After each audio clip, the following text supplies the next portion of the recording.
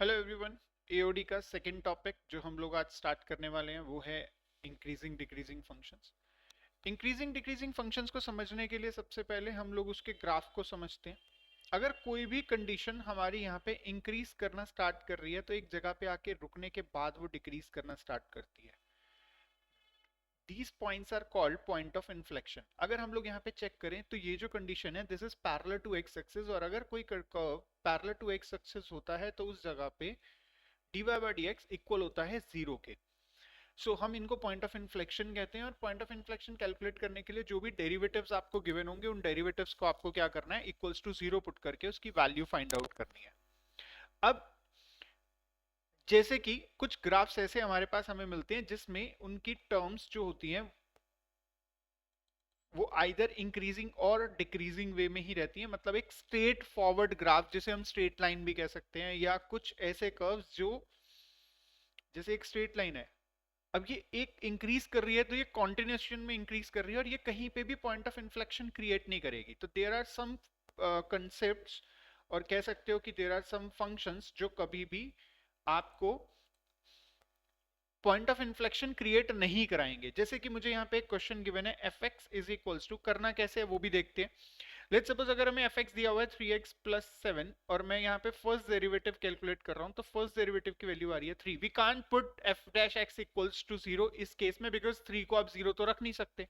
तो ऐसे केस में you just have to check कि जो हमारा फर्स्ट डेरिवेटिव आ रहा है, अब जो मैं फंक्शंस की बात कर रहा था this is a straight line, यहाँ पे पॉइंट ऑफ इन्फ्लेक्शन क्रिएट ही नहीं होगा। तो ऐसे केसेस में you just have to check कि जो हमारा फर्स्ट डेरिवेटिव आ रहा है वो पॉजिटिव आ रहा है या नेगेटिव आ रहा है। If the function is positive, function is increasing कहां से कहां तक, माइनस इंफिनिटी टू इंफिनिटी, और आर। आप ऑन रियल नंबर्स हम इसको इस तरीके से रिप्रेजेंट कर सकते हैं। अब इसी टाइप के हमारे पास एक और फॉर्म्स हमारे पास आती है, हमें दिया हुआ है f x is equals to e की power -2x plus 3। Exponential functions भी हमारे लिए वो फंक्शंस होते हैं जहां पे पॉइंट ऑफ इन्फ्लेक्शन कैलकुलेट नहीं होता। तो ध्यान रखना जब भी आपको एक्सपोनेंशियल का केस आपको मिलता है, आपको फर्स्ट डेरिवेटिव निकालना, वैल्यू आ रही है -2e to the power -2x। So exponential can't be negative, can't be zero. तो ये वैल्यू हमारी हमेशा क्या रहेगी, ये वाली वैल्यू को हम इक्वल्स टू जीरो प्लॉट नहीं कर सकते। यहाँ पे भी हमें सिर्फ ये चेक करना है कि जो ये वैल्यू आ रही है वो क्या आ रही है, negative. So f x is increasing, sorry is decreasing at minus infinity to infinity और आर। तो ये वो क्वेश्चंस हो गए, ये वो केसेस हो गए जहां पे आपकी जो वैल्यू है डेरिवेटिव की वो हम लोग कैलकुलेट, मतलब डेरिवेटिव की वैल्यू को इक्वल्स टू जीरो हम नहीं प्लॉट कर पा रहे। अब कुछ केसेस आते हैं जहां पे हम लोगों के पास ये नॉर्मल केसेस हैं, जैसे कि हमें यहाँ दिया हुआ है एक्स स्क्वायर प्लस 10। तो मैंने यहाँ पे इसका फर्स्ट डेरिवेटिव निकाला, फर्स्ट डेरिवेटिव वैल्यू आ रही है 2x माइनस 6, जिसे हमने इक्वल्स टू जीरो रखा तो x की वैल्यू आ गई 3। Now you have to create a number line minus infinity 0 1 2 3 4 5 infinity -1। तो हमारा पॉइंट ये आ रहा था। नाउ इन हमारा जो रेंज बनी वो रेंज कहां से कहां तक बनी, हमारी रेंज बनी माइनस इन्फिनिटी से लेके 3 तक एंड 3 से लेके इन्फिनिटी तक, यहां से यहां और यहां से इस जगह तक। और जो चेकिंग होती है बेटा वो होती है हमारी फर्स्ट डेरिवेटिव पे। माइनस इन्फिनिटी टू 3 के बीच की कोई भी वैल्यू अगर मैं इसमें पुट करता हूं, तो लेट्स सपोज आप 0 पुट कर रहे हो तो वैल्यू क्या आ रही है, नेगेटिव। अब -6 है, -60 है या -6000 है, उससे कोई फर्क नहीं पड़ता। हमें सिर्फ ये चेक करना है कि वो उस पर्टिकुलर पॉइंट पे नेगेटिव है या पॉजिटिव है। तो यहाँ पे ये वैल्यू क्या है, नेगेटिव। तो ऑटोमेटिकली मेरे लिए ये जो कंडीशन होगी वो क्या कहलाएगी, डिक्रीजिंग। एंड 3 टू इन्फिनिटी अगर मैं कोई भी पॉइंट यहाँ पे पुट करता हूँ, लेट्स सपोज अगर मैं 4 पुट कर रहा हूँ तो वैल्यू आ रही है पॉजिटिव। पॉजिटिव का मतलब यहाँ पे क्या है, इंक्रीजिंग। तो हम अब यहाँ क्या लिखेंगे, so f x is increasing 3 to infinity and decreasing, decrease कहां से कहां तक कर रहा है, माइनस इन्फिनिटी टू 3। अब कुछ केसेस ऐसे भी हो सकते हैं जहां पे दो या दो से ज्यादा पॉइंट्स आए, तो पहले उनकी बात करते हैं, फिर हम लोग थोड़ा सा ट्रिगो फंक्शंस की भी बात करेंगे, बिकॉज मेजर जो बच्चों को प्रॉब्लम आती है वो ट्रिगो फंक्शंस में आती है। तो उसको कैसे कैलकुलेट करेंगे, क्या क्या चीजें हम वहां पे फोकस करते हैं, देखते हैं उसमें। तो हमारे पास यहाँ पे क्वेश्चन दिया हुआ है x प्लस 3 का क्यूब एंड x माइनस 1 का क्यूब। हमारा सबसे पहला काम सिंपली क्या है, एफ डैश एक्स कैलकुलेट करना। फर्स्ट डेरिवेटिव अगर मैं कैलकुलेट कर रहा हूँ तो हमारी वैल्यू हो जाएगी एक्स प्लस थ्री का स्क्वायर, क्योंकि ये प्रोडक्ट रूल लग रहा है और प्रोडक्ट रूल में चेन रूल को हम लोग यहाँ पे यूज कर रहे हैं, का square and x plus three का क्यूब। कुछ कॉमन निकाल सकते हैं क्या यहाँ पे इसमें से? तो क्या मैं इसमें से 3x प्लस थ्री का square and x minus one का स्क्वायर अगर मैंने कॉमन ले लिया तो यहाँ वैल्यू बच रही है x माइनस वन और प्लस x प्लस थ्री। तो अगर हम लोग यहाँ पे इस कंडीशंस को देखें तो वैल्यू आ रही है x प्लस थ्री का square and x minus one का स्क्वायर एंड वैल्यू आ रही है 2x plus two. First derivative को जीरो रखा, फर्स्ट वैल्यू। इसको अगर हम इक्वल्स टू जीरो प्लॉट कर रहे हैं तो x की वैल्यू माइनस थ्री, इसको जीरो प्लॉट कर रहे हैं तो x की वैल्यू वन, और इसको जीरो प्लॉट कर रहे हैं तो x की वैल्यू माइनस वन आ गई। तो जैसे मैं बता रहा था कि यहाँ पे दो या दो से ज्यादा वैल्यूज भी पॉसिबल है, तो इस केस में हमें यहाँ पे कितनी वैल्यूज मिल गई? हमें यहाँ पे मिल गई तीन वैल्यूज। अब अगर मैं इन तीन वैल्यूज को नंबर लाइन पे रिप्रेजेंट करूं तो कैसे रिप्रेजेंट करेंगे? Minus infinity, minus four, minus three, minus two, minus one, zero, one, two, three and infinity. Points कौन कौन से हैं? Minus three, minus one and one. तो मेरा इंटरवल क्या बना? इंटरवल हमारा स्टार्ट होगा left to right, right. So पहली वैल्यू आ गई minus infinity to minus three, minus three से माइनस वन, माइनस वन से वन और वन से इन्फिनिटी। चेकिंग किस पे करने वाले हैं? हम चेकिंग करने वाले हैं फर्स्ट डेरिवेटिव पे, जिसे हमने जीरो से पहले हमने लोगों ने निकाला था, एंड ये हमारी वैल्यू आ रही है यहाँ पे। अच्छा, अब मैं एक चीज इसमें नोटिस करें तो यहाँ पे ये वाली वैल्यू और ये वाली वैल्यू स्क्वायर होने की वजह से, चाहे वैल्यू पॉजिटिव हो या नेगेटिव हो, स्क्वायर उसे क्या कर देगा? पॉजिटिव कर देगा। यानी फंक्शन का पॉजिटिव होना और नेगेटिव होना किस पे डिपेंड करता है? सिर्फ इस फंक्शन पे, 2x प्लस टू पे। तो हमें जो भी वैल्यू पुट करनी है वो सिर्फ 2x प्लस टू पे पुट करके हम चेक करेंगे। अगर मैं यहाँ पे minus infinity to minus three के बीच में माइनस फोर इसमें डालता हूँ तो वैल्यू आ रही है नेगेटिव। माइनस थ्री और माइनस वन के बीच में अगर मैं माइनस टू डालता हूँ तो भी वैल्यू आ रही है नेगेटिव। अब इस पे भी फंक्शन डिक्रीज कर रहा है, इस पे भी फंक्शन डिक्रीज कर रहा है। अब माइनस वन टू वन के बीच में अगर मैं वैल्यू डाल रहा हूँ जीरो तो वैल्यू आ रही है पॉजिटिव, और अगर वन से इन्फिनिटी के बीच में मैं टू या थ्री या कुछ भी अगर वैल्यू डाल रहा हूं तो वैल्यू आ रही है पॉजिटिव। अब मुझे एक चीज बताओ, फंक्शन माइनस इन्फिनिटी से minus three and minus three से माइनस वन डिक्रीज कर रहा है, that means can we write as minus infinity to minus one function is decreasing? Answer is no, because minus 3, because we are calculating strictly increasing decreasing, and minus 3 is the point of inflection where the function neither increasing nor decreasing. तो अगर कहीं पे भी किसी भी जगह पे आपको ऐसे कोई पॉइंट्स मिलते हैं तो हम उसको कैसे लिखते हैं? हम यहां पे इस तरीके से लिखेंगे, F x is increasing. Increase कहां कर रहा है वो?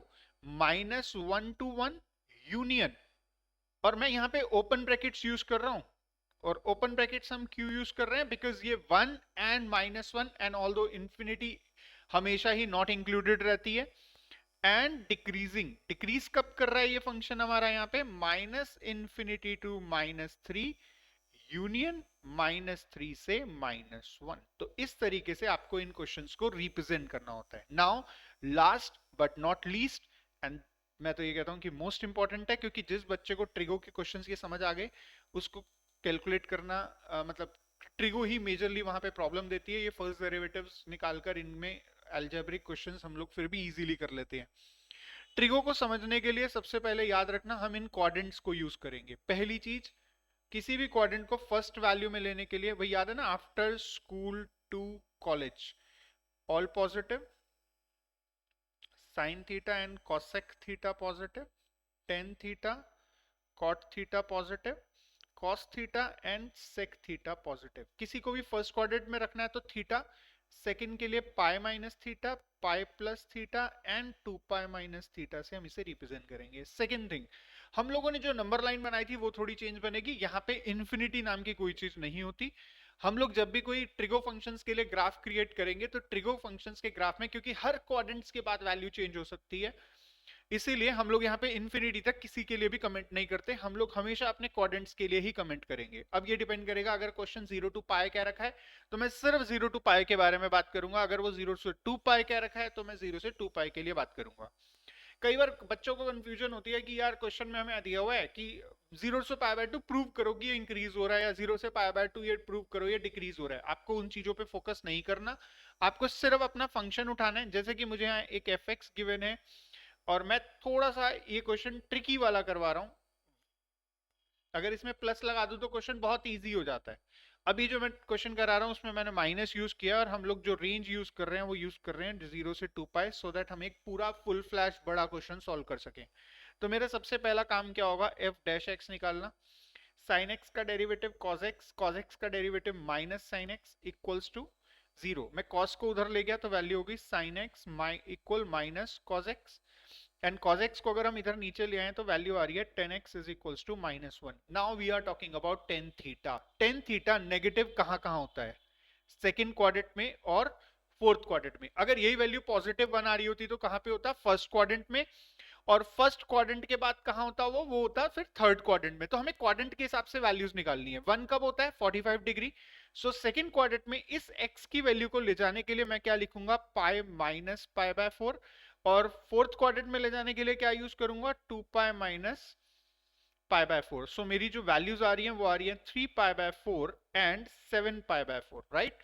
और अब हम अगर नंबर लाइन बनाते हैं तो number line as I told you कि कोई इन्फिनिटी नहीं बनने वाली, यहाँ पे जो भी वैल्यूज बनने वाली हैं क्वाड्रेंट बेस बनने वाली हैं। आप एक नेगेटिव क्वाड्रेंट बना सकते हो अकॉर्डिंग टू क्वेश्चन, बट अभी हम लोगों को क्योंकि यहाँ पे कोई ऐसी वैल्यू नहीं आ रही थी, तो मेरी जो फर्स्ट वैल्यू आ रही है that is 3 pi by 4 which is belongs to second, and 7 pi by 4 that is belongs to fourth quadrant. अब अगर हम लोग यहाँ पे इसकी कंडीशंस की बात कर रहे हैं तो हमारा जो पहला रेंज बना वो क्या बना, 0 से लेके 3 पाई बाय 4, 3 पाई बाय 4 से लेके 7 pi by 4, and 7 pi by 4 से लेके 2 पाई। और जो हम चेकिंग करने वाले हैं वो किस पे करने वाले हैं, एफ डैश एक्स, जो 0 से पहले हमारे पास वैल्यू थी। याद रखना 0 से पहले वाली वैल्यूज डलेंगी। अगर कोई माइनस कोई कांस्टेंट वैल्यूज हैं तो उन्हें साथ लेके चलेंगे हम लोग, क्योंकि यहाँ पे कई बार बच्चे गलती कर जाते हैं कांस्टेंट वैल्यूज को और नेगेटिव को इग्नोर करके। तो जहां क्वेश्चन हमारा इंक्रीज कर रहा होगा वो एक्चुअल में अब आपका डिक्रीज करना शो कर रहा होगा। तो 0 से 3 पाई बाय 2 मैंने वैल्यू ले ली, सॉरी 3 पाई बाय 4, तो जो मैंने वैल्यू ली वो है पाई बाय 2।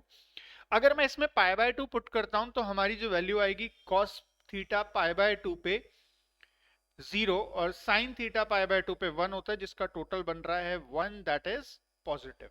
मुझे मतलब नहीं है कि वो 1 है या 100 है, मेरे लिए सिर्फ पॉजिटिव सिंबल और नेगेटिव सिंबल ही मैटर करते हैं।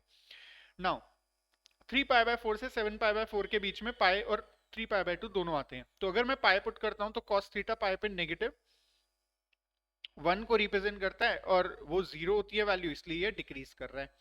अब 7 पाई बाय 4 से 2 पाई के बीच की कोई भी वैल्यू अगर मैं डालता हूं तो उस केस में हमारी जो वैल्यू आ रही है वो आ रही है पॉजिटिव। सो ये हमारा क्या करेगा, इंक्रीज, राइट। मैंने उसमें माइनस पाई बाय 6 डाल के वैल्यू को चेक किया, तो माइनस पाई बाय 6 डालने पर कॉस पॉजिटिव आया और साइन नेगेटिव आया, और cos √3/2 होता है और sin 1/2 होता है। √3/2 is greater than 1/2, that's why value positive आ रही है। सो दो फंक्शंस पे, सो हम इसमें कैसे रिप्रेजेंट करेंगे, F x is increasing, increase किस किस पे कर रहा है, 0 से 3 पाई बाय 2 4 पे, यूनियन 7 पाई बाय 4 से 2 पाई पे, और डिक्रीज किस पे कर रहा है, डिक्रीजिंग पॉइंट हम यहाँ पे बताएंगे 3 पाई बाय 4 से 7 पाई बाय 4। तो जो कंडीशंस हैं वो हमारी इसी तरीके से होती हैं, क्वाड्रेंट बेस पे आपको वैल्यूज चेक करनी होती हैं। सो मेक श्योर अगर कोई भी वैल्यू हमारी यहाँ पे क्रिएट हो रही है तो उस वैल्यू को इस क्वाड्रेंट के बेस पे दो वैल्यूज अगर हमें निकालनी है तो इस डायग्राम, इस एलिमेंट के थ्रू आप इनको कैलकुलेट करोगे। Sorry it's minus theta. So इसके थ्रू आप लोग सारे इंक्रीजिंग डिक्रीजिंग को कैलकुलेट कर सकते हो। इंक्रीजिंग डिक्रीजिंग के ऑलमोस्ट आपको 18-20 एग्जांपल्स क्वेश्चंस मिला के एनसीईआरटी में दिए हुए हैं, आप उसे सॉल्व करो। कोई भी प्रॉब्लम आती है आपके पास मेरा नंबर है जो आपको स्क्रीन पे भी दिख रहा है, आप उस पे आकर जो भी डाउट्स वगैरह हैं, जो भी प्रॉब्लम्स हैं वो आप मेरे साथ डिस्कस कर सकते हो। और कोई भी अगर कंसेप्ट आपको डीपली समझना है, आपको लगता है कि वो वाला टॉपिक क्लियर नहीं हो पा रहा, आप मुझे व्हाट्सएप कर सकते हो, we can connect.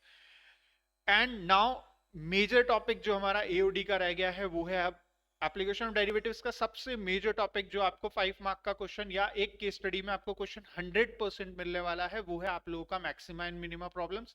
And maxima minima problems को बहुत अच्छी तरीके से समझने के लिए बहुत इजी है, अगर एक्चुअल बात करें तो बहुत इजी है। उसमें क्या कंसेप्ट है, लर्न नहीं करनी वो चीजें, उनको आपको समझने के लिए नेक्स्ट वीडियो को आप लोग देख सकते हो। एंड अपने फ्रेंड्स के साथ भी इसको शेयर कर सकते हो सो दैट वो भी इन सब चीज़ों का बेनिफिट ले सकें। Thank you very much.